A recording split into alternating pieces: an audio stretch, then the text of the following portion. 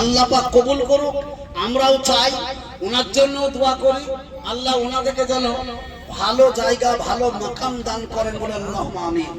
এবার আমি আপনাদেরকে বলবো, আগামীতে যে ঈদ আসছে, আজকে শুক্রবার, তো মনে হয় যথাসম্ভব আগামী শুক্রবারে ঈদ হতে পারে। আগামী শুক্রবারে তাতে ঘোষণা শুনতে পাবেন, আগামী শুক্রবার ঈদ হয়ে যেতে পারে। তো সেই ঈদের নামাজ কটার সময় হবে এবং কিভাবে হবে, এইখানে আমরা আসবো সবাই ইনশাআল্লাহ। যেভাবে আসছে এইভাবে আসবো, তার ব্যবস্থা কিভাবে কি করবেন এখন আপনাদের সামনে আমাদের এমএলএ সাহেব হুমায়ুন কবির সাহেব উনি বলবেন।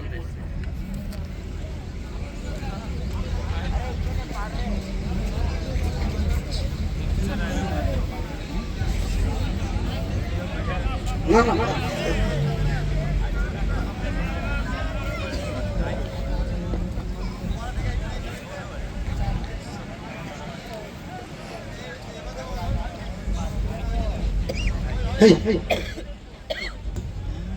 আসসালামু আলাইকুম। আজকে আমরা এই বাবরি মসজিদে পবিত্র জুম্মার দিন, সেই আমরা 6 ডিসেম্বর 2025 সেদিন শনিবার ছিল। সেই শনিবারে বাবরি মসজিদের ভিত্তি স্থাপনের পর প্রত্যেকটা জুম্মায় এখানে নামাজ আদায় করা হয়, জুম্মার নামাজ এখানে পড়ানো হয়। তাই আগামী শুক্রবারও সম্ভবত আমাদের ঈদুল ফিতর নামাজ অনুষ্ঠিত হবে। আমরা যেহেতু 6 ডিসেম্বরের পর থেকে যতগুলি শুক্রবার এসছে, প্রত্যেকটা শুক্রবার এখানে জুম্মার নামাজ আমাদের রিয়াজতুল্লাহ কারি সাহেবের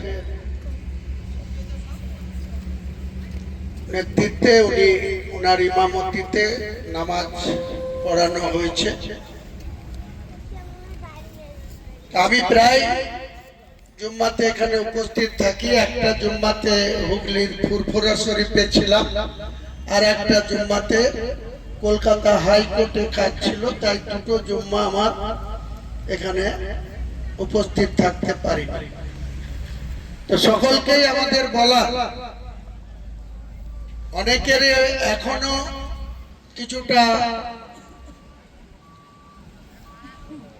বিরোধিতা অনেক কমে এসছে, তবুও কিছু লোক এখনো এই বাবরি মসজিদের বিরোধিতা কেউ মৃদুভাবে করছেন, কেউ গোপনে করছেন, কেউ কেউ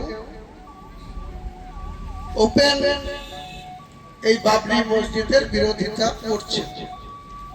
আমরা বারবার তেনাদের কাছে বলেছি যে আপনাদের যদি এটা মনোপত্ত না হয় আপনারা এখানে আসবেন না, ঠিক আছে, কিন্তু এর বিরোধিতা করা অকারণে এটা আপনাদের ঠিক হচ্ছে না, বা ইসলামের মূল যে বক্তব্য সেটা 5 ওয়াক্ত নামাজ পড়া, আল্লাহর ঘর মসজিদ রাখা। আর এই বাবরি মসজিদটা নিয়ে গোটা ভারতবর্ষে একটা ইস্যু হয়েছে। কিছুদিন আগে উত্তরপ্রদেশের মুখ্যমন্ত্রী তিনি এটা নিয়ে চরমভাবে বিরোধিতা করেছেন। গত সপ্তাহে ভারতবর্ষের প্রধানমন্ত্রী আবার এটা নিয়ে বিরোধিতা করেছেন। তাহলে কোন পর্যায়ে গিয়েছে আপনাদেরকে বুঝতে হবে যে একটা রাষ্ট্রের রাষ্ট্রপ্রধান তিনি এই মসজিদ নিয়ে তাদের মাথা ব্যথা। কিন্তু আমরা বাংলায় 4 কোটি 26 লক্ষ মুসলমানের বাস, গোটা ভারতবর্ষে 145 কোটি মানুষের মধ্যে প্রায় 40 কোটি মুসলমান বসবাস করে। রাম মন্দিরের কিন্তু আমরা কেউ বিরোধিতা করি না। আরো অনেক মন্দির হচ্ছে, আমাদের রাজ্য সরকার করছে, আমরা কিন্তু কেউ তার বিরোধিতা করি না। এই বাবরি মসজিদকে কেন্দ্র করে বহরমপুরে রাম মন্দিরের শিলান্যাস হয়েছে, আমরা কিন্তু কেউ তাদের বিরুদ্ধে একটাও কথা বলি না, বা বলার দরকারও নেই। আমরা মনে করি না যে কেউ যদি কুকুর